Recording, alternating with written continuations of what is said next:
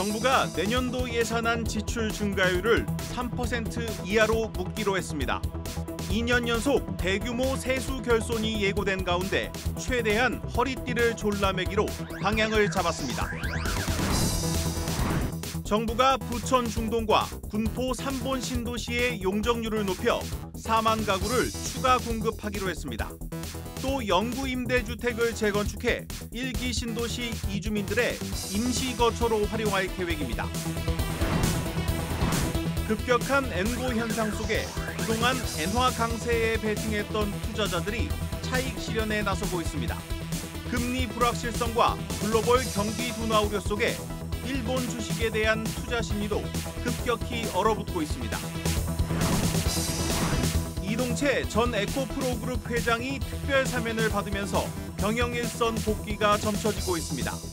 전기차 수요 둔화 속에 고전하고 있는 에코프로가 새로운 돌파구를 찾을 것이란 기대가 나오고 있습니다.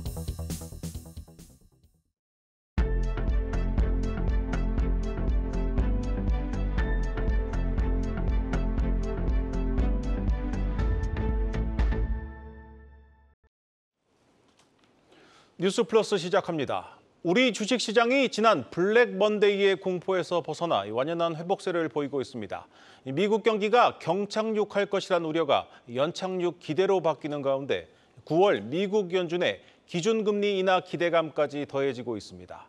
하지만 우려는 여전합니다. 이번 달 나오는 주요 경제 지표와 이벤트들이 흐름을 바꿀 변곡점이 될 가능성이 높습니다. 증권부 신재근 기자 나왔습니다. 신 기자, 그동안 전 세계가 미국 물가 걱정을 했는데 이제는 좀 물가 걱정 어느 정도 좀 해소됐다고 봐도 될까요? 네, 소비자 물가 지수의 선행 지표 역할을 하는 미국 생산자 물가 지수는 전월보다 0.1% 올랐습니다. 네. 시장은 원래 0.2% 정도 오를 것으로 예상했었는데 이보다 더 낮게 나온 겁니다. 또 잠시 뒤인 오늘 저녁 9시 30분에는 7월 소비자 물가 지수가 발표될 예정인데요. 일단 시장은 전월보다 0.2% 정도 오를 것으로 보고 있습니다. 네. 최근 석 달 연속으로 이 지표가 예상치보다 낮게 나왔는데 이번에도 만약에 예상치 밑으로 나온다면 다음 달 있을 FOMC에서 미국 연준이 금리를 내릴 가능성이 더욱 높아질 것으로 보입니다. 네. 다만 중동의 지정학적 위험이 높아지면서 현재 국제 유가의 변동성이 매우 큰 상황인데요. 아직 물가에 직접적인 영향을 미칠 정도로 이런 변동성이 아직까지 크지 않다는 분석인데 향후 상승폭이 커질 경우에 물가를 다시 자극할 것으로 시장은 예상하고 있습니다. 네, 경기 침체의 강도에 대한 시각이 다를 뿐 경기 침체가 올 것이란 이런 우려는 여전히 남아 있습니다. 경기 침체가 없는 금리 인하가 가능한 것이냐 이런 반문도 있고요. 최근에 좀 시장이 반등하기는 했지만 이 불안감은 여전한 것 아닙니까? 그렇습니다. 최근에 주식시장이 상승한 거는 기술적 반등 때문이라는 분석이 많은데요. 보통 낙폭의 30에서 50% 정도 반등을 하면은 기술적 반등이라고 부릅니다.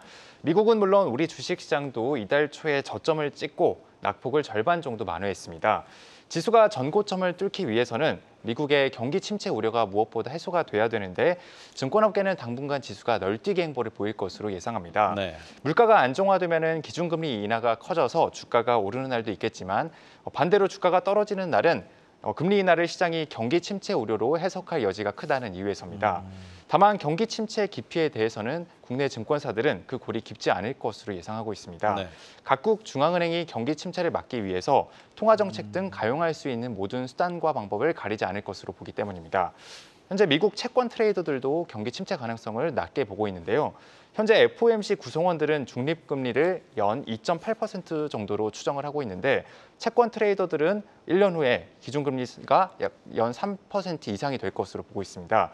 기준금리 선물이 중립금리보다 낮게 되면은 향후 경기 전망을 부정적으로 보는 시각이 많다는 뜻인데요. 현재로서는 경기 침체를 반영한 움직임이 나타나지 않고 있는 겁니다. 자, 이번 달에는 미국의 경기 침체의 가능성, 강도나 깊이 등을 유추해 볼 수 있는 지표와 그리고 굵직한 경제 이벤트들이 예정돼 있지 않습니까? 네, 일단 오늘 밤 7월 CPI 발표에 이어서 내일은 미국 소매 판매 지표가 나옵니다. 네. 무엇보다 가장 중요한 거는 이달 22일부터 24일까지 있을 잭슨홀 미팅인데요. 잭슨홀 미팅은 각국 중앙은행 총재들이 한자리에 모여서 글로벌 경제 상황에 대해서 진단하고 또 금리 정책에 대해서 자유롭게 논의하는 자리입니다. 네. 주목해서 볼 부분은 미국이 9월 금리를 0.5%포인트 인하에 나설지 이렇게 향후 금리를 얼마나 내릴지에 대한 언급이 될 것으로 보이는데요. 이번 회의는 각국 중앙은행의 통화정책 전환을 뜻하는 피벗에도 영향을 미칠 것으로 예상됩니다. 특히 전 세계 주식시장을 공포에 떨게 한 일본의 긴축 여부와도 직결될 수 있는 부분입니다. 네, 마지막으로 오늘 오전 이 신 기자가 단독 보도한 내용을 한번 짚어보겠습니다. 저도 기사를 읽어봤는데 얼마 전 이 결제 취소 사태로 난리가 났었던 이 미국 주식 주간 거래가 당분간 아예 중단이 됐습니다. 이건 왜 중단이 된 겁니까? 네, 일단은 오늘 이제 19개 증권사가 16일부터 미국 주식 주간 거래 서비스를 일시 중단하기로 했는데요. 네. 미국 대체거래소 사정으로 주간 거래를 멈추는 일이 종종 발생하면서 앞으로도 투자자 피해가 예상될 수 있기 때문입니다. 재발 방지 대책을 앞으로 마련해 보겠다는 건데요. 네. 미국 주식 주간 거래에 대해서 간단하게 설명드리겠습니다. 쉽게 말해서 서학개미가 우리 시간 낮이죠. 오전 9시부터 오후 30분까지 미국 주식을 사고 팔 수 있도록 하는 겁니다. 투자자가 국내 증권사를 통해 주문을 내면 증권사는 이 주문을 브로커를 통해서 미국 대체거래소인 블루오션에 전달을 하고 또 매매 체결이 이루어지는 시기입니다. 현재 19개 증권사가 이 서비스를 제공을 하고 있는데요. 네. 블루오션은 아시아 주식시장이 폭락한 지난 5일 오후 2시 45분 이후 체결된 주문을 모두 취소를 해버렸습니다. 9만 개 계좌에서 6,300억 원어치 주문이 없던 일로 됐고 일부 투자자들은 미국 정규장이 개장한 이후에도 주식 매매를 하지 못했다고 주장하고 있습니다. 네. 문제는 블루오션이 미국 증권거래위원회 승인을 얻어서 미국 주식 주간 거래를 제공하는 유일한 대체거래소라는 점입니다. 이번처럼 블루오션의 거래 체결 시스템이 멈춰버리면 언제든 주간 거래를 못하는 일이 발생할 수 있는 겁니다. 네. 이런 일이 발생하면 투자자 혼란을 초래하는 것은 물론 또 증권사와 투자자 간 보상 문제로도 이어질 수 있기 때문에 대책을 마련하기 전까지 거래를 중단하는 것이라는 해석이 나옵니다. 네, 잘 들었습니다. 증권부 신재근 기자였습니다.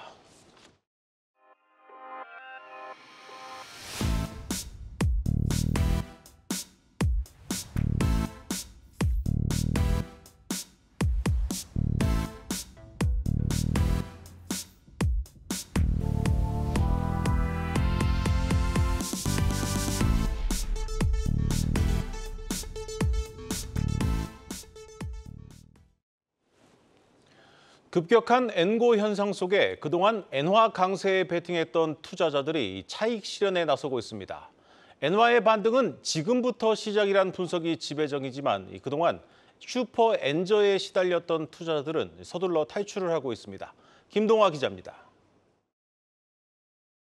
올 들어 지난달까지 6천억 원 넘게 사들이며 일학개미 순매수 1위에 오른 아이쉐어즈 20년 이상 미국 장기채 엔화 엣지 ETF.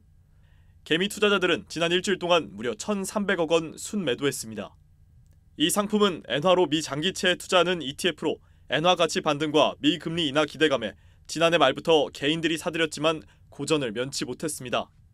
한 달 수익률이 플러스 3%로 마이너스를 드디어 벗어났지만 기록적인 엔저에 물타기를 하면서 기다렸던 개인 투자자들은 재빨리 탈출하는 모습입니다. 엔화에 직접 투자하는 타이거 일본 엔선물 ETF 역시 한 달 수익률이 7%대로 올라왔지만 개인들은 지난 일주일간 300억 원 가까이 순매도했습니다. 이 외에도 국내 상장된 엔화 관련 ETF 전체에서 400억 원가량의 매도 물량이 일주일 동안 쏟아졌습니다. 1년 혹은 상장 이후 수익률을 살펴보면 여전히 손실을 보고 있지만 투자자들은 엔화 가격이 오르자마자 팔자로 돌아선 겁니다. 증권가에서는 160엔대에서 140엔대로 떨어진 엔달러 환율이 하반기 130엔 중반까지 떨어질 수 있다고 예상합니다.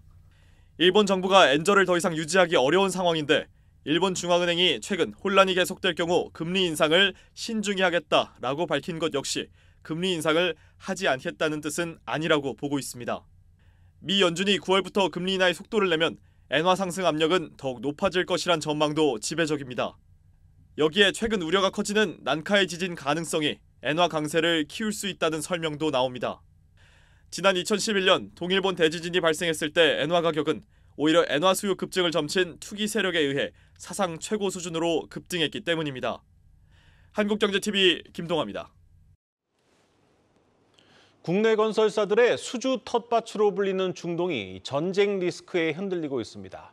당장 수주도 문제지만 정세 불안에 따른 수익성 감소 우려가 커지고 있습니다. 신동호 기자입니다. 현재 중동 지역에 진출한 국내 건설사는 모두 87곳. 특히 이번 사태와 직접 연관된 이스라엘의 발전기자재 업체 한 곳이 있습니다. 직접적인 영향은 크지 않더라도 중동의 정세 불안이 심화되면 이야기가 달라집니다. 중동은 국내 건설사들의 수주 텃밭으로 불릴 만큼 해외 사업에서 큰 비중을 차지하기 때문입니다. 올해 1분기 국내 건설사들의 해외 수주액은 55억 2천만 달러, 우리 돈으로 7조 5천억 원이 넘습니다. 이 가운데 중동 지역에서 올린 수주액만 절반에 달할 정도입니다. 건설업계는 이스라엘과 이란의 갈등이 중동 수주에 미칠 여파에 대해 예의주시하고 있습니다. 특히 중동의 물류 이동 통로인 호르무즈 해협과 수에즈 운하가 봉쇄될 경우 상황은 더욱 심각해집니다. 자재 조달에 어려움이 커지고 물류 비용 증가 등으로 이어질 가능성이 크기 때문입니다. 장기화되거나 전반적으로 일산이 될 경우에는 관련된 공급망이라든지 호르무즈 해협이라든지 이런 거에도 영향을 미치고 기존에 잘 하고 있던 공사의 물류라든지 자재라든지 기자재에도 좋지 않은 영향이 있을 것들을 좀 우려해서 최근 금리 인하 기대감과 공급 대책 등으로 상승세를 달리던 건설주에도 악영향이 예상됩니다. 실제로 KRX 건설지수는 지난 8일 부동산 대책 발표 이후 3거래일 연속 상승했지만 다시 하락세를 보이고 있습니다. 전문가들은 건설사들의 2분기 실적이 부진한 상황에서 중동 변수까지 겹치면서 변동성이 더욱 커질 것으로 전망했습니다. 한국경제TV 신동호입니다. 이동채 전 에코프로그룹 회장이 특별 사면을 받으면서 경영 복귀가 점쳐지고 있습니다. 현재 에코프로그룹은 전기차 수요 둔화 속에 사업 전반에 어려움을 겪고 있는데 이전 회장의 복귀로 새로운 돌파구를 찾을 것이란 기대가 나오고 있습니다. 산업부 배창학 기자 나왔습니다. 배 기자, 네. 오늘 자정이면 이전 회장이 좀 자유의 몸이 되는데 바로 경영일선에 복귀를 하는 겁니까? 예, 말씀 주신 것처럼 이제 이동채 에코프로 전 회장이 오늘 자정에 석방이 되긴 하는데요. 경영 일선으로 바로 뛰어들지는 않을 것으로 보입니다. 에코프로 그룹 관계자는 이동채 전 회장이 단번에 회사로 돌아오지는 않을 것이라고 밝혔는데요. 그럼에도 해당 관계자는 이전 회장의 사면만으로도 그룹의 터닝 포인트가 될 것이라고 설명을 했습니다. 그룹의 오너 부재 리스크가 해소되면서 계열사들이 사업 구조 재편과 투자 속도 조절 등 여러 결단을 내릴 수 있게 됐기 때문입니다. 계열사들은 올해 들어서 전기차 등 전방 산업의 일시적인 수요 둔화로 후방 산업인 2차 전지 시장에서 맥을 못 추리면서 실적 부진의 늪에 빠졌었습니다. 그룹 내 상장사들을 보면요, 이제 지난 2분기에 어닝 쇼크 수준의 실적을 발표했습니다. 그룹의 지주사인 에코프로와 양극재 소재인 전구체 제조사 에코프로 머티리얼즈는 지난해 같은 기간과 비교하면 각각 546억 원, 또 37억 원의 영업 손실을 내며 적자 전환했고요. 양극재를 생산하는 에코프로비엠의 영업이익은 같은 기간 대비 96.6%나 줄었습니다. 계열사들의 주가 역시 올 들어 휘청이면서 고점 대비 반토막 이상이 난 상황이고요. 계열사들은 내년에나 업황이 반등할 수 있다는 안 좋은 소식만 듣던 중에 이제 이동채 전 회장의 사면이라는 좋은 소식을 듣게 된 것입니다. 이 전 회장은 지난해 미공개 정보로 차명 계좌를 통해 10억 원 넘는 시세 차익을 남긴 혐의로 징역 2년형을 선고받고 복역 중이었습니다. 네, 항소심 재판부가 죄질이 좋지 않다고 할 만큼 이 전 회장의 사면 자체에도 이견이 존재하는 만큼 당분간 전면에 나서지 않을 것도 같습니다. 하지만 이 에코프로 그룹 상장사들 주가는 이미 상승세를 타고 있습니다. 네. 당장 전면에 나서지는 않더라도 이 대주주로서 직간접적인 영향력을 행사할 것이다. 이런 기대 아니겠습니까? 네, 에코프로 임직원들부터도 이제 경영 복귀설이 돌면서 그룹의 공기가 바뀌고 있다라고 말할 정도였습니다. 네. 에코프로 관계자에 따르면 그룹이 경영에 어려움을 겪으며 사내에서 이전 회장의 결단력 있는 리더십이 절실하다는 목소리가 커졌는데 수장의 제기로 분위기가 고무되고 있다고 전했습니다. 에코프로 그룹은 이전 회장의 사면으로 국가 첨단 전략 사업인 2차 전지 사업의 미래 성장 동력을 확보하겠다며 임직원 모두가 혼연일체해서 최선의 노력을 다하겠다고 밝혔습니다. 이동채 전 회장은 당분간 그룹 계열사들의 사업성을 검토하는 등 구원투수로 등판하기 전에 몸을 먼저 풀 예정인데요. 전문가들은 이 전 회장이 경영에 복귀하자마자 클로즈드 루프 시스템 구축에 힘을 실을 것으로 분석을 합니다. 클로즈드 루프 시스템은 에코프로의 경북 포항 사업장에서 폐배터리의 재활용부터 원료, 또 전구체, 양극재까지 배터리 양극재를 하나의 단지에서 생산하는 체계인데요. 이전 회장이 수감되기 전에 배터리 생태계를 조성하겠다며 또 비용 절감을 이뤄내겠다며 추진하던 사업이었습니다. 네. 이에 포항시 역시 이전 회장의 사면을 반겼습니다. 포항시는 이전 회장이 에코프로가 또 이제 포항 블루밸리 국가산업단지에 5년 동안 집행하기로 한 2조 원 넘는 투자에 속도를 붙일 것이라고 기대를 했습니다. 네, 전 세계적인 이 전기차 수요 둔화 속에 에코프로 그룹도 생산량 조절에 나서지 않았습니까? 네. 근데 뭐 사실 투자 속도 조절도 예상이 되는데 이전 회장의 특별 사면 그리고 경영 복귀로 좀 달라지는 것들이 있지 않겠습니까? 이제 잔 가지들은 바뀔 수 있겠지만 뿌리는 바뀌지 않는다고 볼 수 있을 것 같습니다. 말씀 주신 것처럼 에코프로 그룹은 지난 컨퍼런스 콜 당시에 전기차, 캐즘 등 급변하는 시장 환경에 대응하기 위해서 양극재 캐파를 줄이겠다고 밝혔습니다. 하지만 북미와 유럽 등 권역별 규제에 따른 고객사의 현지화 요구에 따라 투자는 유지하겠다고 하면서 하반기 중으로 이 중장기 투자안을 두고 소통하겠다고 설명을 했는데요. 네. 이에 이동채 전 회장의 경영 복귀 이후 이전 회장이 직접 주도했던 사업들을 속도감 있게 추진을 하고 또 관련해서의 청사진을 공개할 수 있다는 예상이 나오고 있습니다. 이동채 회장의 이제 사업들을 쭉 보면요. 먼저 국내에서는 충북 청주 오창에 에코프로 R&D 센터 신축 사업이 추진이 될 수 있습니다. 본 사업 같은 경우에는 내년 완공을 목표로 약 14만 제곱미터 부지에 3천억 원을 투자하기로 했는데요. 이후에 토지 보상 문제로 1년 넘게 답보 상태였습니다. 이어 해외로 눈을 돌리며 내년 양산을 목표로 헝가리 데브레첸에 연산 5만 4천 톤 규모의 생산 공장이 지어지고 있습니다. 헝가리 공장은 에코프로가 국내 양극재 기업 중에 유럽 현지에 짓는 첫 공장인데요. 이동채 전 회장은 지난해 4월 공장 착공식에 직접 참가를 해서 헝가리의 경우 에코프로의 글로벌 시장 진출의 기점이라며 이곳에서 K배터리의 위상을 드높이기 위해 신기술을 연구 개발하겠다고 전했습니다. 증권사들은 이제 이전 회장의 사면을 두고 경영 공백 해소가 에코프로의 호재로 작용할 수는 있겠지만 올해까지는 전방 산업의 재고 조정 등으로 드라마틱한 반등은 쉽지 않을 것이라고 내다봤습니다. 네, 잘 들었습니다. 산업부 배창학 기자였습니다.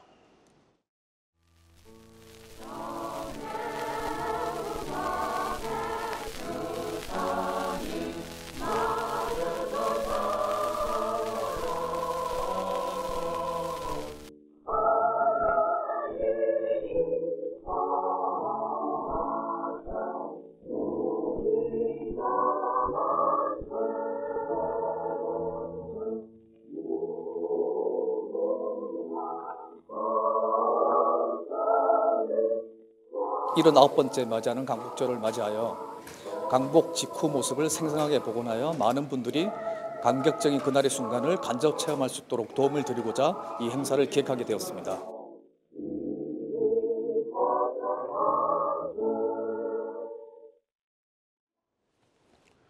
국내 디스플레이 기업들이 인공지능과 모빌리티에 차별화된 OLED 디스플레이 개발에 집중하고 있습니다. 이 중국에 밀려서 LCD 사업을 접었던 아픈 기억이 있는 만큼 이 OLED에서만큼은 앞선 기술력으로 1위 자리를 지키겠다는 전략입니다. 정재홍 기자입니다. 태블릿 PC 화면에서 영상통화 중인 두 남성이 보입니다. 이내 화면이 늘어나더니 인공지능이 각기 다른 두 사람의 언어를 번역한 창을 보여줍니다. 삼성 디스플레이가 한국 디스플레이 산업전시회에 선보인 슬라이더블 플렉스 솔로입니다. 13인치 화면을 17인치까지 키울 수 있는 최신 올레드 폼팩터가 AI 인터페이스에 최적화돼 있다는 걸 보여줍니다. 최근 대부분 IT 제품에서 AI 신기능들이 적용되고 있어 디스플레이도 인공지능 맞춤 진화가 필수가 됐습니다. 특히 중국 기업들이 LCD에 이어 OLED에서도 삼성과 LG의 점유율을 빼앗고 있다는 점에서 AI 전력 효율성과 확장 현실 등 고성능 OLED 기술로 격차를 더 벌리겠다는 의지입니다. OLED 같은 경우는 폼팩터도 있고 그다음에 중요한 것이 초저절로 그다음에 그 성능, 품질 여러 가지들이 그 변화를 줄 수 있고 차별화를 줄 수 있기 때문에 프리미엄 제품으로 그 중국의 경쟁을 저희가 앞서서 나갈 수 있게 하는. 애플 아이폰에 이어 아이패드 OLED 공급까지 성공한 LG 디스플레이는 중대형 OLED의 강자임을 다시 드러냈습니다. 역대 가장 밝은 3000니트를 구현한 83인치 대형 패널을 전시하고 소프트웨어 기반 차량 SDB에 최적화된 18인치 슬라이더블 올레드 콘셉트도 선보였습니다. 또 고해상도와 고주사율을 지원하는 각기 다른 사이즈의 게이밍 풀 라인업으로 올레드의 활용 범주를 더 늘리겠다는 전략입니다. TV, 게이밍 올레드 그리고 소프트웨어 중심 차량에 최적화된 디스플레이를 선보이고 있는데요. AI 시대에 맞춰서 해상도도 높이고 에너지 효율도 같이 높인 진화한 디스플레이를.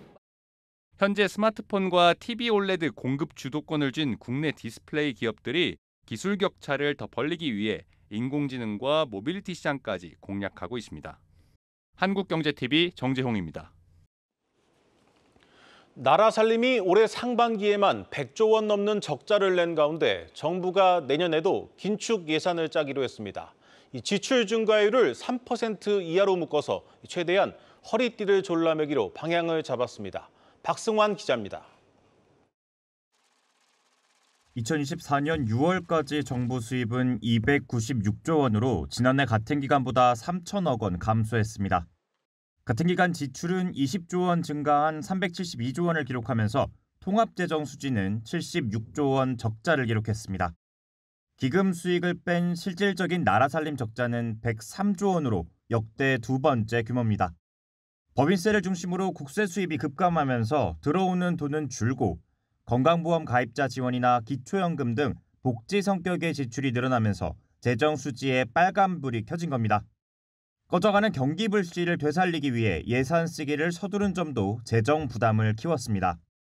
기재부 관계자는 통상 관리 재정 수지 적자는 6월 말까지 늘다가 연말로 가면서 감소한다면서도 세수 재추계가 예정돼 있기 때문에 앞으로를 내다보기는 어렵다고 설명했습니다. 내년도 예산 편성 막바지 작업이 한창인 정부로서는 지출 관리가 불가피한 상황입니다.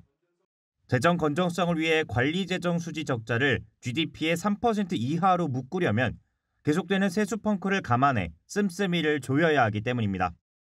일각에서 총지출 증가율을 올해 예산과 비슷하게 유지하는 680조 원 선에서 전체 예산안이 짜일 거란 관측이 나오는 배경입니다.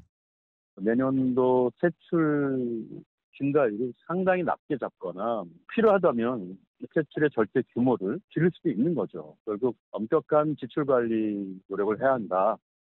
다만 정부는 내년도 예산은 현재 편성 중에 있으며 총지출 규모는 아직 결정되지 않았다고 밝혔습니다.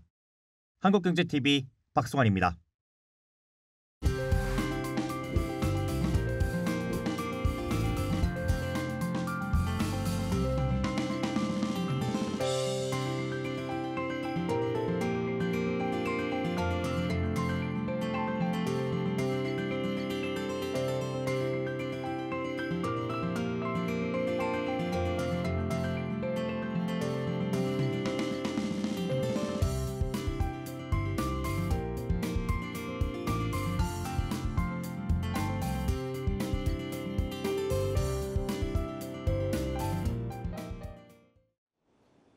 오늘 준비한 뉴스 플러스는 여기까지입니다. 함께해 주신 여러분 고맙습니다.